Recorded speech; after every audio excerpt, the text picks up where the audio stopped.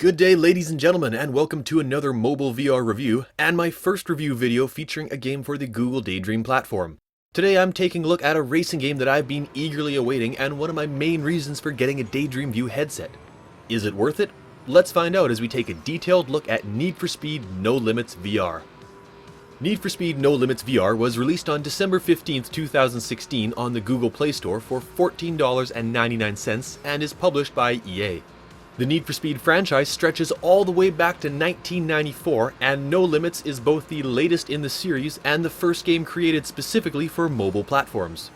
The Android and iOS versions were released in late 2015, with this VR version being released a little over a year later. The gameplay follows a pretty standard Need for Speed style progression. You start with one car and are offered race events as jobs. As you complete each event, you win cash, gain reputation points, and unlock the next event.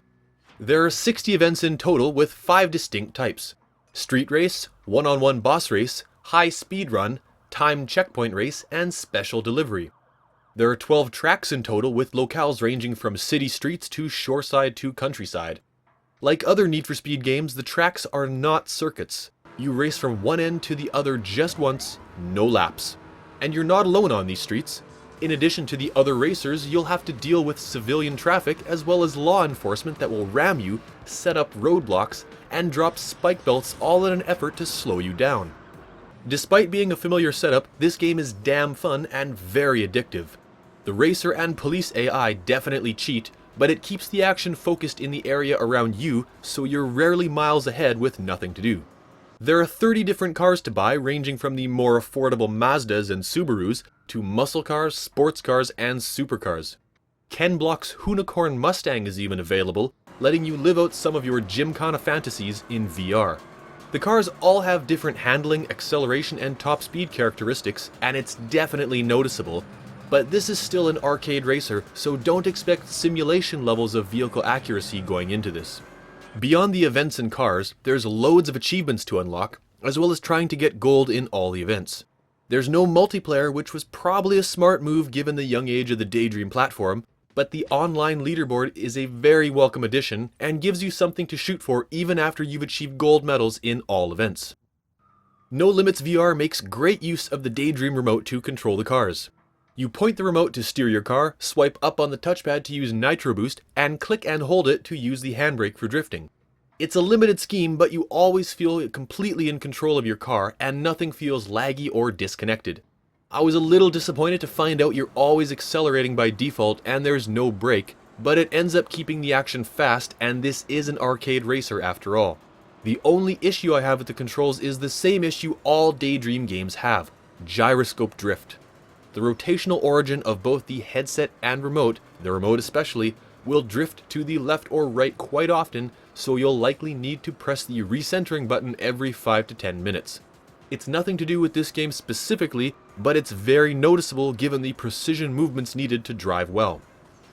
This game has the best graphics I've seen to date on a mobile VR platform.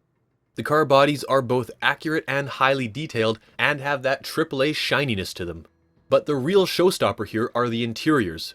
Every single one of the 30 car interiors, from the Ford Fiesta to the Lamborghini Aventador, are modeled in great detail. From the operational gauges on the dashboard to the center console and seats, it's absolutely amazing. What's more is that your driver is fully modeled too, so you can see hands turning the steering wheel, shifting gears, both paddles and stick, and even grabbing the handbrake.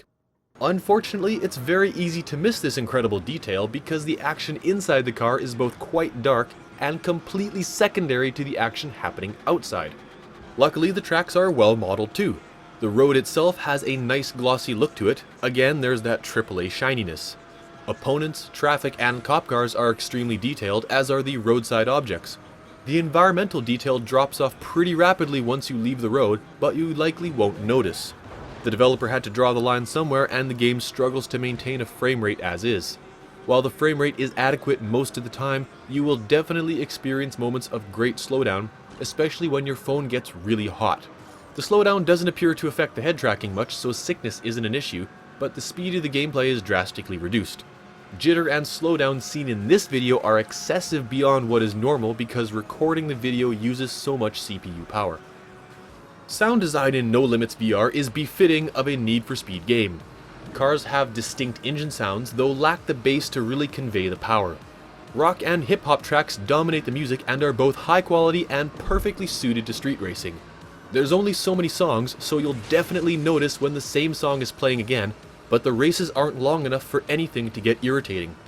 I do, however, recommend that you turn down the music and turn up the engine sounds, not because the music is bad, but because I think the music is drowning out the engine at the default settings. Just a personal preference. Considering how fast this game can be, I was surprised not to feel any motion sickness or hints thereof. This can be attributed to the combination of three things. First, the Daydream headset's field of view is quite narrow, even for mobile VR. 90 degrees in the Daydream view versus the 96 or 100 degrees in the Gear VR. Second, those intricately detailed car interiors are quite intrusive on your vision, even though they're not the focus.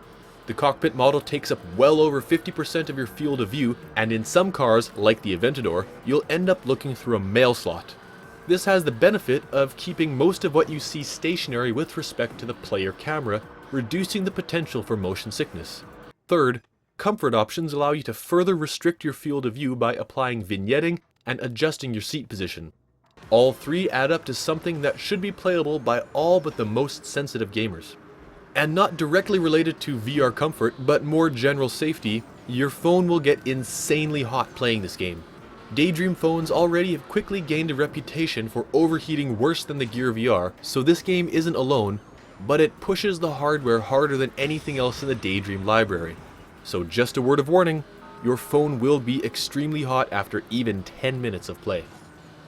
Despite the restricted field of view, No Limits VR is well in the running for the most immersive mobile VR title, right alongside N-Space and Omega Agent on the Gear VR. A big part of this is due to the amazing car interiors that really put you in the driver's seat. The frequent recentering of the headset and remote will break the illusion, but again, that's a hardware issue and not the fault of this game specifically.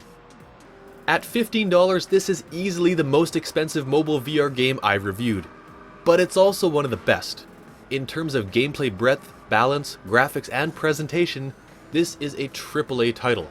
And that's no surprise since it's coming from EA, a AAA publisher. I don't think we can call this the killer app for mobile VR, but I'll go so far as to call this a must-have title for the Google Daydream. At this stage, that may sound like thin praise given how little there is to choose from for Daydream, but I'd say the same thing even if it were on the Gear VR.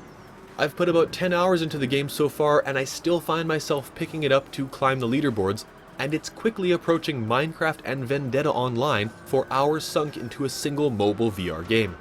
If you dislike racing games, Need for Speed in general, or are boycotting EA, this game might not be for you. To everybody else, I highly recommend No Limits VR. If you have a Daydream headset, you need to be playing this. And make sure to look for me on the leaderboards. Thanks for watching! Got something to say about this video, an opinion of the game itself, or VR in general? Leave a comment to let me know what you think. And if you like what you saw and you want to see more of this, hit the like and subscribe buttons. Remember, there's a new video every week, and be sure to check out my other reviews as well. Hope to see you again soon. Bye for now.